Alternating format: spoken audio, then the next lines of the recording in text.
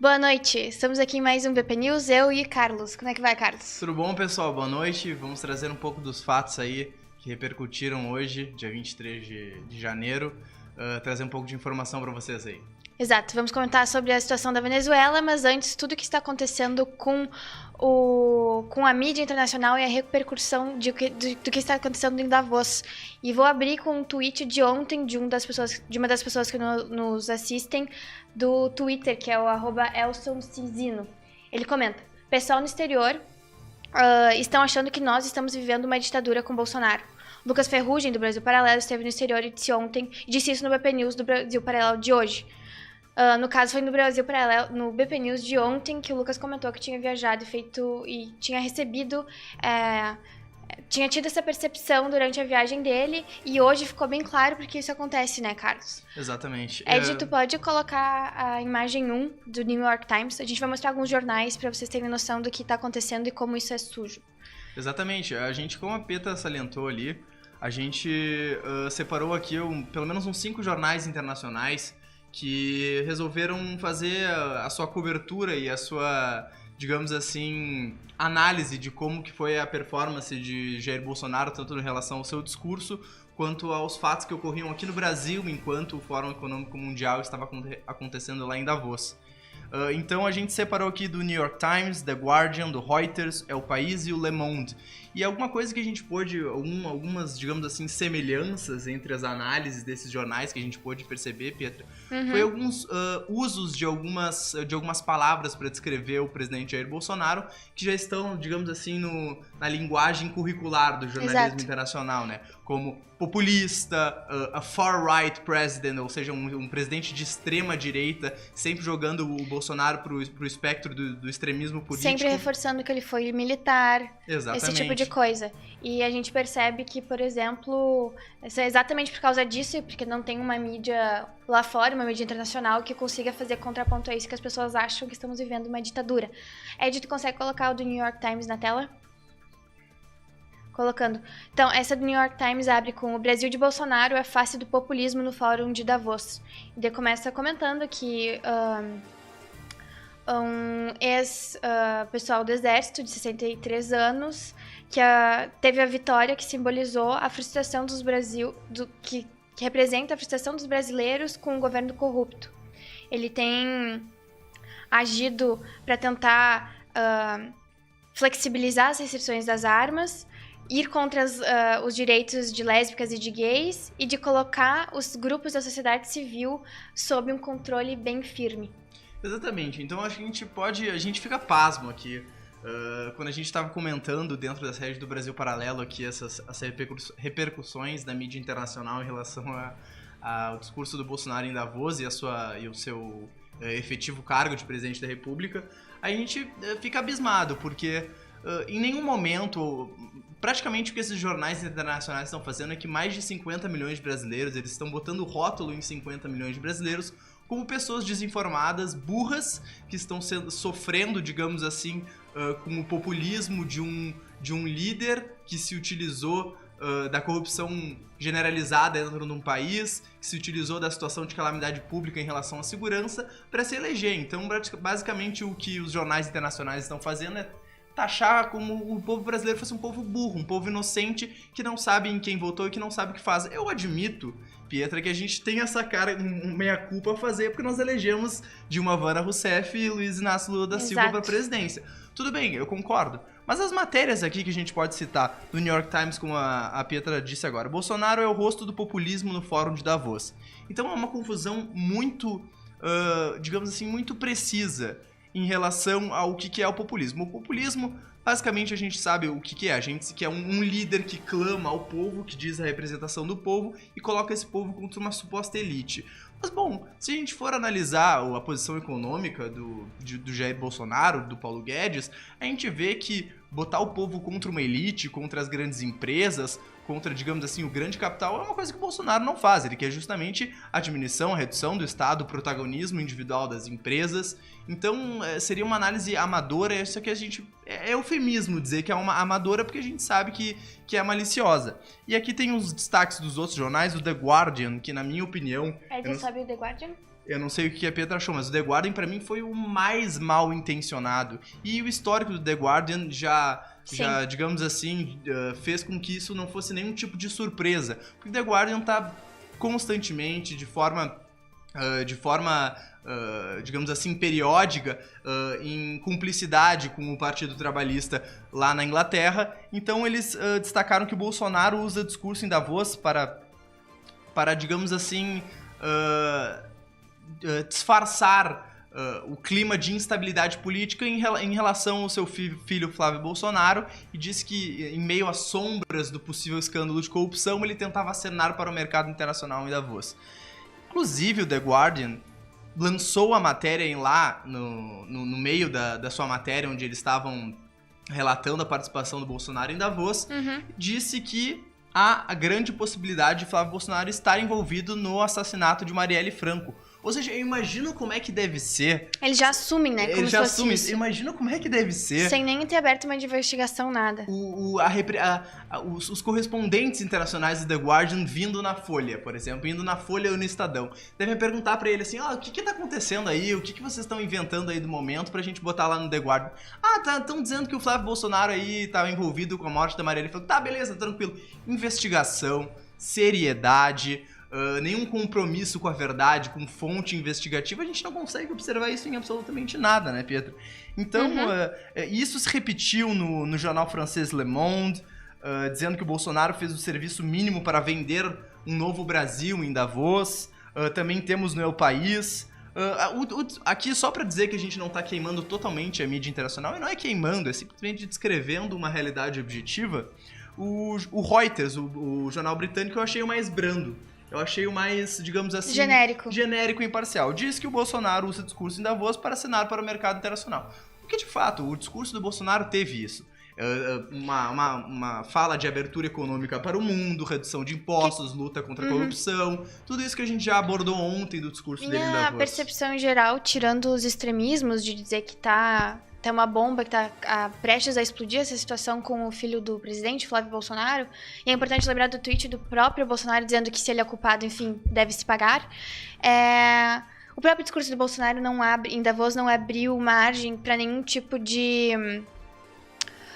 para nenhum tipo de crítica, porque ele foi um discurso bem genérico, pontuado e curto, o que é bom, porque a gente comentou ontem até, ele tem um histórico de às vezes não falar bem, ou ter que ser reiterado o que é falado. Perfeito. Então, o que eu percebo nisso é que eles apontaram muito para a saída do Acordo de Paris, sobre mudança climática, e eles acabaram por omitir a parte do discurso do Bolsonaro que ele comenta sobre o avanço econômico juntamente com a preservação ecológica. Exatamente. Então, acredito que para quem esteja familiarizado com o conteúdo que a gente produz aqui dentro do Brasil Paralelo, para quem acompanha um pouco mais de perto, inclusive o trabalho do professor Olavo de Carvalho, acho que não seria de se assustar que o jornalismo internacional focasse tanto nessa questão do descompromisso de Jair Bolsonaro em relação a acordos climáticos feitos em Paris. Eles estavam muito receosos em relação a isso, porque dentro do discurso dele ele falou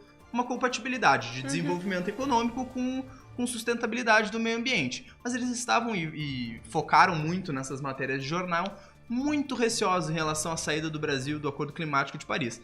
A gente pode discutir, fazer um BP News inteiro, um programa inteiro, em relação aos pontos específicos do Acordo Climático, mas ele não é um acordo em conteste. Ele não é um acordo que, digamos assim, somente um louco ou alguém querendo propositalmente causar distúrbios em cenários internacionais se proporia a sair. Exato. E outra questão também, o Bolsonaro falou em relação ao OMC, a Organização Mundial do Comércio. Ele falou que algumas práticas desonestas estão sendo realizadas dentro da Organização Mundial do Comércio, algumas, digamos assim, alguns acordos que deixariam alguns países com um governo um pouco mais nacionalista de lado, e ele falou que vai se insurgir junto com Israel e com os Estados Unidos para uma reforma honesta da OMC. Isso aí também causou muita preocupação. E vale a pena lembrar que a OMC, da mesma maneira que a ONU, eles têm um caráter de de, ainda mais do que, por exemplo, a União Europeia, eles têm um caráter de ainda mais ferir a soberania dos países.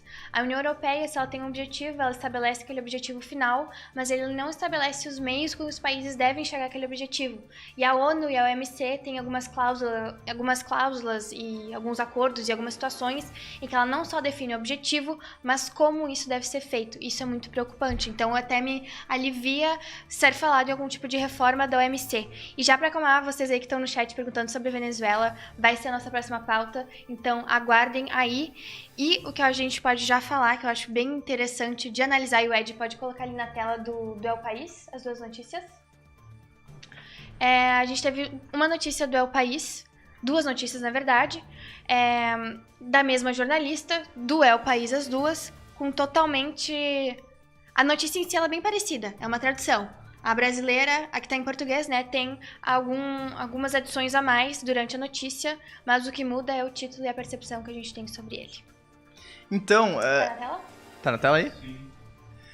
Pra tu ver que é aquela coisa, né? É pra provar que o brasileiro não lê a notícia inteira mesmo, só lê a manchete. Então esse tipo de expediente usado pelo jornalismo, ele é comum, a gente sabe que ele é comum, a gente sabe que ele é corriqueiro, que as manchetes são postas de maneira sensacionalistas, clickbait, enfim. A gente sabe que isso acontece, mas assim, eu acredito que tão escancarado, assim, de uma maneira tão abrupta, eu pelo menos não havia experienciado, assim, usar um expediente malicioso tão digamos assim, tão escrachado, tão simples, tão bizonho, assim. São coisas que nos espantam. Eu sei que isso deve espantar todo mundo. De o breve discurso de Bolsonaro decepciona em Davos para o discurso de Bolsonaro anima os executivos de Davos a investir num novo Brasil, muda totalmente. E essa eu separei aqui que teve a mais no...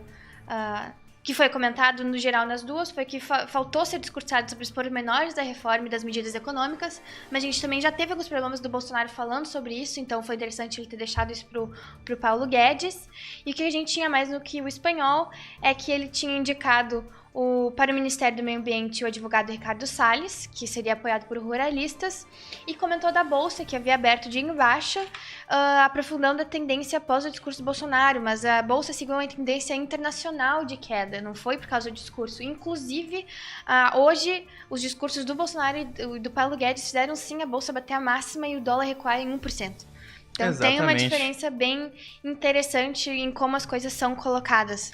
De novo, eles reforçaram a questão do meio ambiente, porque é onde eles conseguiram criticar, anulando, omitindo a parte de discurso em que o Bolsonaro disse que teria um avanço econômico, cuidando sempre da preservação. E essa questão também das minúcias em relação à reforma da Previdência, eu acredito sinceramente que isso deva ser assunto de fato para o setor econômico do governo do Bolsonaro. Eu acho que o Paulo Guedes tem muito mais a dizer sobre a reforma da Previdência. É a pessoa que entende sobre isso. Do que o Bolsonaro.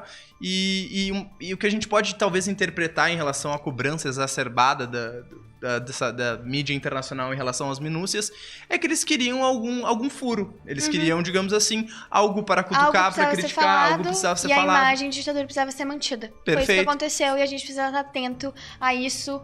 E é uma situação complicada. Quantas notícias a gente não recebe de que esse tipo de coisa estão acontecendo. Agora, vamos passar para a segunda pauta da noite sobre o chefe do parlamento da Venezuela se declarando presidente. Então, Até pessoal, agora, Estados Unidos, Brasil, Colômbia, Peru e Canadá reconheceram Guaidó como presidente da Venezuela.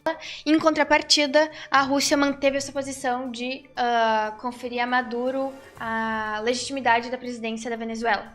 E eu não sei se o que está acontecendo, que é bem interessante de relembrar, desculpa só te cortar, claro. É que a Venezuela não virou uma ditadura do nada, não foi um interruptor que simplesmente trocou e, bom, agora a Venezuela é ditadura. Foi todo um processo que aconteceu durante anos e que boa parte dos grupos aqui do Brasil, MST, PSOL, PT, teve um grande papel nisso. Só pra gente relembrar antes de entrar na pauta, dando um breve um remember do que aconteceu lá. Exatamente. Então, pessoal, a gente tem... A gente teve o presidente... Digamos assim que a gente não consegue... Eu tô extremamente, digamos assim, cansado dessa situação da Venezuela. Cada dia me entristece mais, a cada dia eu fico mais preocupado com a situação da Venezuela. E todo mundo todo mundo já tá com esse sentimento de até quando isso vai durar? Até quando Maduro vai continuar no poder? Até quando a gente vai ver o exército venezuelano traindo o seu povo, estando de lado dessa ditadura sanguinária? Até quando a gente vai conseguir que realmente a Venezuela clame por liberdade, clame pelo seu direito de existir, de viver? O seu povo tá completamente desamparado em relação a isso. Para isso, a gente também trouxe... Será que a gente tem como ver a declaração do Mike Pence? Ou a gente já passa para agora? Em relação à situação da Venezuela? Mas vamos dar um geral do que está acontecendo. O presidente do parlamento, que é da maioria opositora, o Juan Guaidó, se autoproclamou presidente encarregado da Venezuela, com vistas a uma saída do poder do presidente do Nicolás Maduro ante uma multidão de seguidores em Caracas. Ele fez o juramento da presidência. Abro aspas. Jura assumir formalmente as competências do Executivo Nacional como presidente encarregado da Venezuela para conseguir o cessar da usurpação de um governo de transição e ter eleições livres. A gente tem algumas imagens disso, alguns vídeos, né? Se o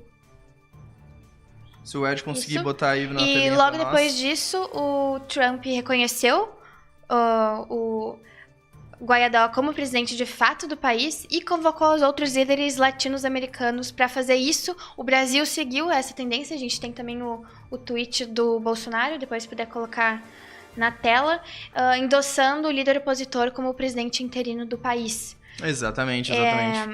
Então a gente pode observar, pessoal, que é uma tendência das potências livres, ou digamos assim, das potências minimamente democráticas dentro da América Latina e mundo afora, de apoiarem Juan Guaidó realmente como o chefe desse governo de transição da Venezuela, porque a gente tem que sempre lembrar que a Assembleia, quando a gente tem que definir os termos muito bem aqui.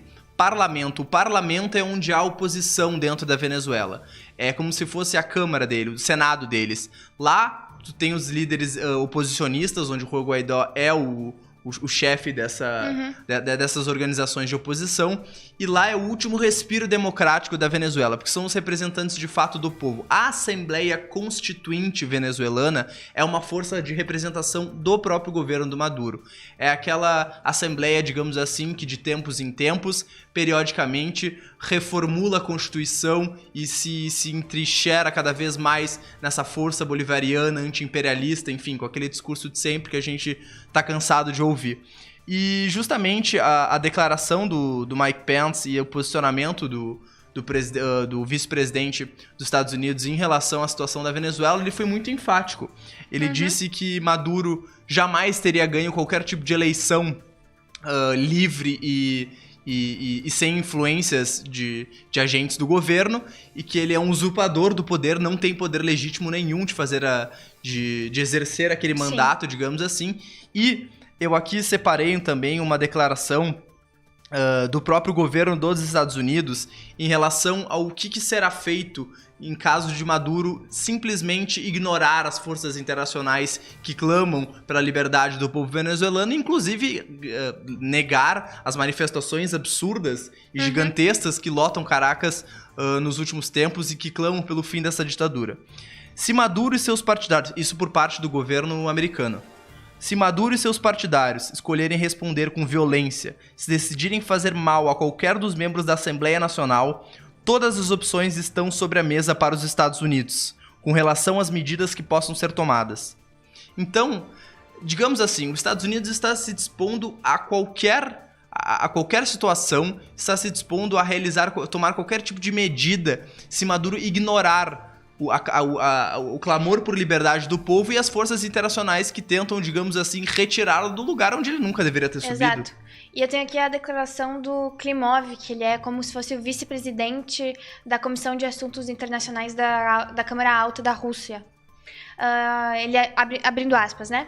A Rússia já reconheceu o presidente legalmente eleito da Venezuela, Maduro, vice-presidente da Câmara Alta, Elias. O Makanov estava na inauguração e expressou os parabéns. Nada vai mudar em sua posição na Rússia. Então a gente tem a Rússia endossando isso. E vale a pena lembrar que eu tô cuidando de vocês no Twitter e no chat. O Daniel lembra, e eu tenho aqui os artigos, ele coloca: Guaidó não foi autoproclamado, ele invocou uma emenda da Constituição e destituiu Maduro e, como presidente da Câmara, assumiu como interino. Perfeito. Os artigos foram o deixa eu ver aqui, foi o artigo 333 e 350 da Constituição da República da Venezuela. Então ele assumiu isso e ele fez também o juramento da presidência. Entrando esse assunto que tu comentou sobre as forças internacionais, etc., eu vi uma análise do Diego Ferreira, se não me engano, ele já participou aqui do Brasil Paralelo num perspectiva do Brasil Paralelo, exatamente. E ele coloca 3 hipóteses para a queda do governo. A primeira é uma intervenção internacional que vai, de fato, desestabilizar o Maduro, e já respondendo também... eu acho que era o Nicolas que estava perguntando aqui no chat, não sei se eu lembro bem o nome dele. Exatamente isso, essa desestabilização. Porque o que aconteceu? A população não é armada, a população não tem armas. E por isso que também um dos pontos que é importante as próprias pessoas terem as armas é outra maneira de autodefesa contra o governo, caso alguma coisa dessa granditude venha a acontecer. Então a hipótese número 1 é a intervenção internacional. Aí a gente tem a questão de... soberania. Intervenção internacional, ela tem algumas coisas que precisam ser preenchidas, requisitos preenchidos para ela poder acontecer, e às vezes ela tem que passar pela ONU. Aí que tá a grande questão. Aí que tá a grande questão, mas eu lembro do caso que é chamado do caso Nicarágua, que os Estados Unidos interviram na Nicarágua com forças paramilitares. Esse caso foi para a Corte Internacional de Justiça. Ambas as partes tinham que aceitar a jurisprudência, estarem sendo julgadas pela Corte Internacional de Justiça. E os Estados Unidos foi dado como culpado porque, de fato, interferiu na Venezuela sem ter a necessidade, sem preencher os requisitos, mas... Estados Unidos, por ser os Estados Unidos, por ter essa força, por ser uma grande potência, uma superpotência, acabou não acontecendo nada, Sim. Não teve nenhum efeito. Então a gente ainda tem essa margem ali no direito internacional que nem sempre, bom, se é a ONU que pauta sobre direito internacional, a gente está em problemas. A segunda hipótese de queda do governo, então, pelo Diego, é um golpe por parte do exército, é exatamente ter, então, essas forças armadas, ter armas para tirar, então, ele do exército, algo que quase aconteceu aqui no Brasil, é comentado, se não me engano, no Congresso do Brasil Paralelo, Sim. Que o que manteve o Brasil ali...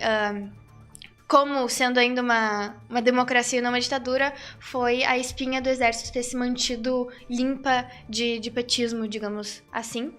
E a terceira hipótese de queda de governo é protesto forte. Protesto de pessoas que estão dispostas a morrer indo protestar. Guerra civil, eu diria. Exatamente. O que todos querem evitar é um banho de sangue que aconteça dentro da Venezuela. E em resposta à manifestação do governo americano em relação à situação da Venezuela, Nicolás Maduro proferiu as seguintes palavras. Agora eu quero que vocês prestem bem atenção nessas palavras e comecem a imaginar qual pode ser o cenário, o desfecho, a partir dessas perspectivas da Pietra, do que pode acontecer dentro da Venezuela. Aqui não se rende ninguém. Aqui não foge ninguém. Aqui vamos à carga. Aqui vamos ao combate. Então, a partir de declarações dessa do Maduro, a gente realmente só pode esperar o pior para a Venezuela. Ou seja, que deste banho de sangue que talvez se concretize dentro de uma guerra civil, que a liberdade emerja, ou que, digamos assim, as forças ditatoriais, após um grande desastre e que sangue inocente seja derramado, permaneçam no poder. Então é um questionamento que a gente fica na cabeça, pessoal. A gente fica pensando sobre isso e fica, digamos assim, durante toda a campanha presidencial, durante toda essa situação que o Brasil viveu em 2018 agora, quando a gente falava isso não vai virar uma Venezuela, isso não vai virar uma Venezuela, o importante, eu acho que a substância desse pensamento não é rechaçar o povo venezuelano como um povo que escolheu voluntariamente o socialismo e que eles são a representação do socialismo. Eu acredito que não. Na minha opinião, a Venezuela representa um povo que está sofrendo dentro de uma ditadura e, acima de tudo, um povo que precisa de toda a nossa ajuda nesse momento, porque tem pessoas extremamente bondosas. O povo venezuelano é um povo lutador, é um povo trabalhador, é um povo que se assemelha muito ao povo brasileiro. Então, tudo que a gente puder fazer, que a gente puder se informar, que a gente puder ajudar para aliviar o sofrimento do povo venezuelano, que assim seja feito. porque ninguém merece, absolutamente nenhum ser humano merece passar pelo que os venezuelanos estão passando agora. Exato, vale lembrar, e isso me irrita muito quando eu vejo o jornal falando crise na Venezuela, crise econômica e política na Venezuela. Não é uma crise econômica e política. É o que acontece quando se tem socialismo, uma ditadura. Tem escassez de alimento, de medicamento, a gente já comentou aqui. Em média, no ano passado, eles perderam 11 quilos. Uma dieta forçada. E o FMI está projetando uma inflação em 2019 de 10 milhões por cento. Isso é absurdo, isso é um absurdo.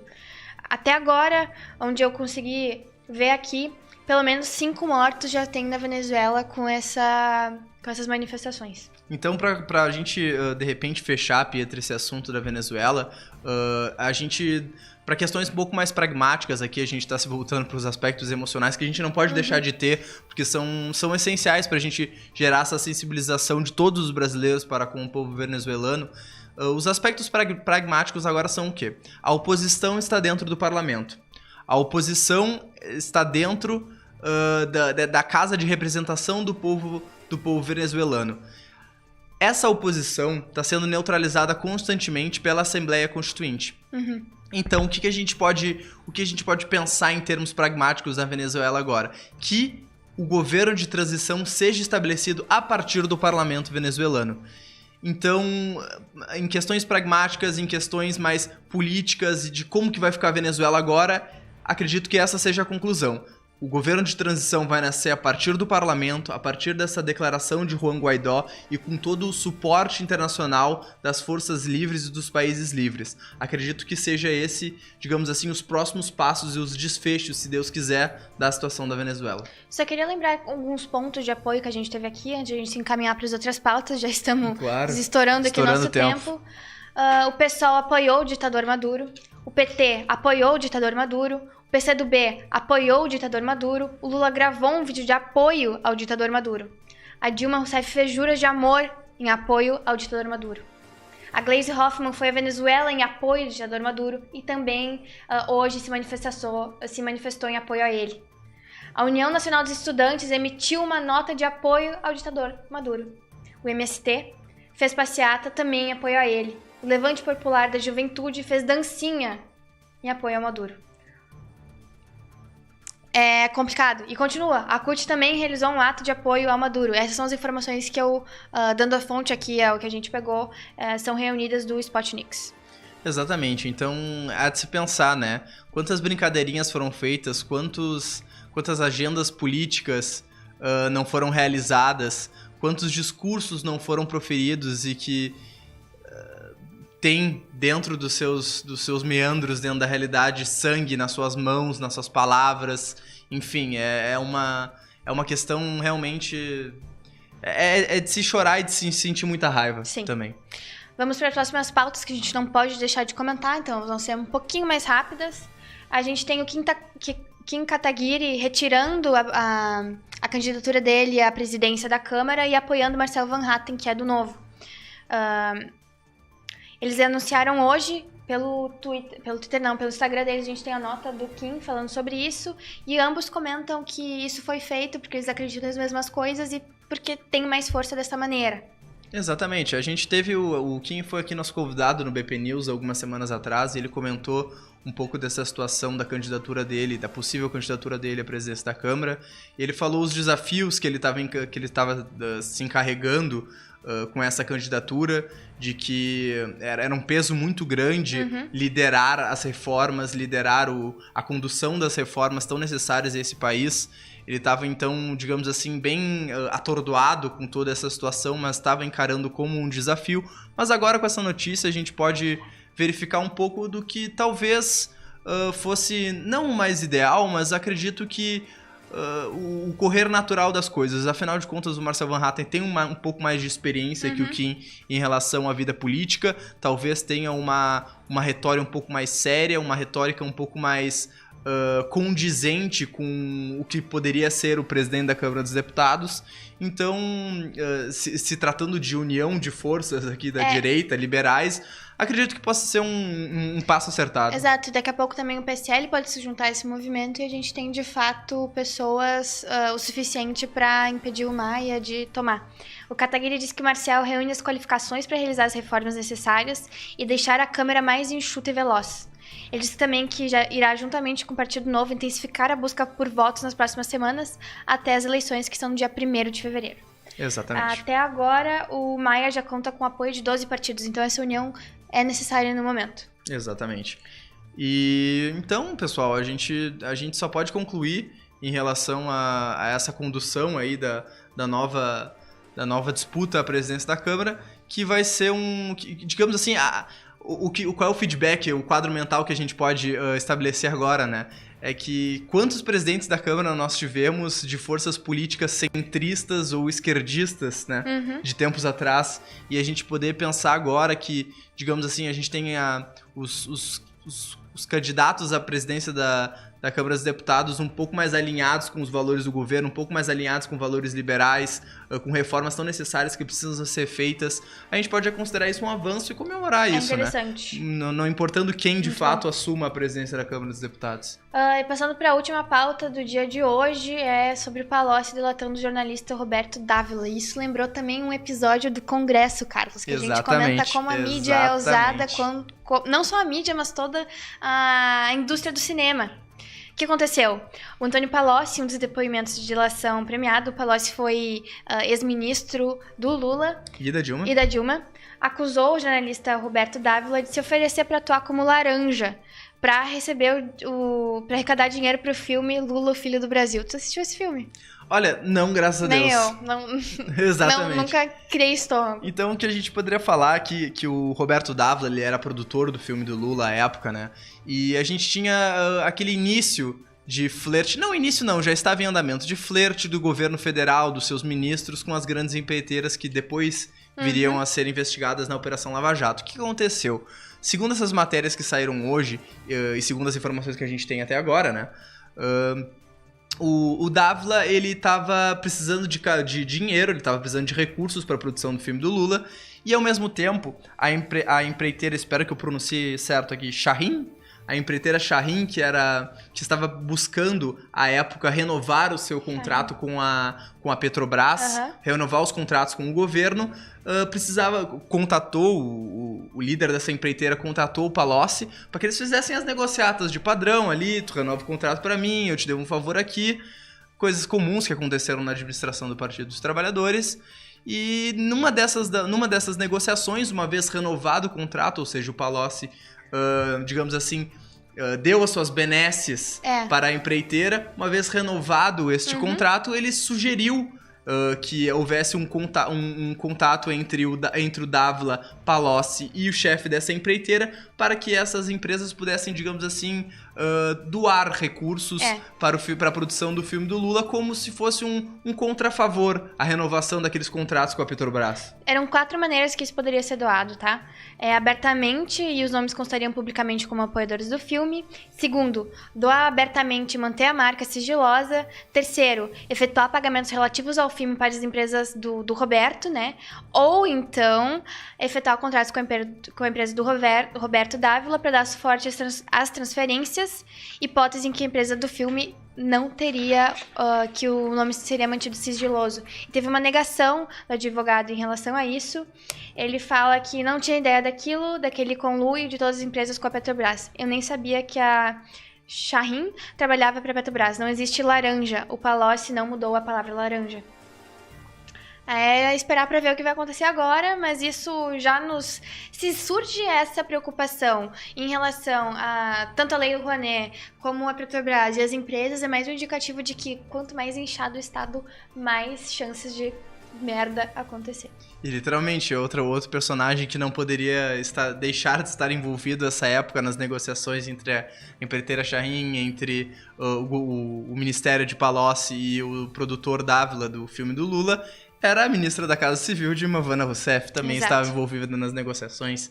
Isso aí acho que a gente não se surpreende mais. Não, é só mais uma coisa pra gente lembrar do que acontece.